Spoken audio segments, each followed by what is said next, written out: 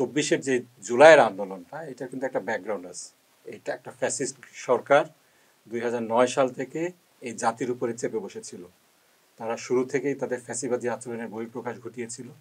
তারা যা খুশি তাই করতো। প্রথমে পলিটিক্যাল যারা লিডার ছিল, আমার শহীদ পিতা সহ অন্যান্যদেরকে যেভাবে বিচারের নামে প্রহসনের মাধ্যমে হত্যা করে, এর মাধ্যমে তারা সাহস পেয়ে যায়। পরবর্তীতে ধরাকে সরাগান করা শুরু করে। এই ট্রাইব্যুনালের বিচার, তার আগে যে শাহবাগের মাধ্যমে ফ্যাসিবাদের পদধ্বনি আমরা শুনেছিলাম, এই সমস্ত বিষয়গুলো কিন্তু আমলে আনতে হবে এই 24-এর জুলাইয়ের আন্দোলনটাকে বুঝতে হলে।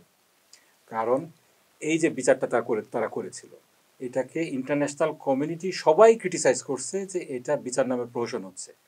এবং সর্বশেষে আমাদের সর্বোচ্চ আদালত এটাকে ট্রাভেস্টি অফ জাস্টিস, শুধু তাই না, এটাকে আমরা স্কাইপ কেলেঙ্কারির যে ঘটনাটি, সেটি তো এই বিচারের প্রক্রিয়াটাকে পুরো প্রশ্নবিদ্ধ করেছে।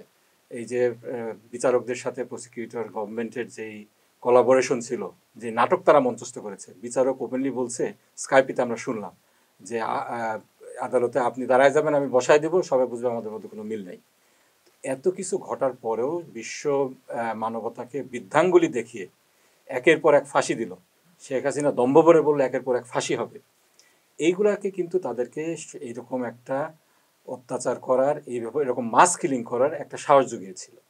তো এটা কিন্তু ইনএভিটেবল ছিল যে এরা প্রথমে রাজনীতিবিদদেরকে ধরবে, যারা তাদের প্রত্যক্ষ প্রতিদ্বন্দ্বী, যারা তাদের বিরুদ্ধে আওয়াজ তুলতে পারে, যারা তাদের বিরুদ্ধে আন্দোলন গড়ে তুলতে পারে।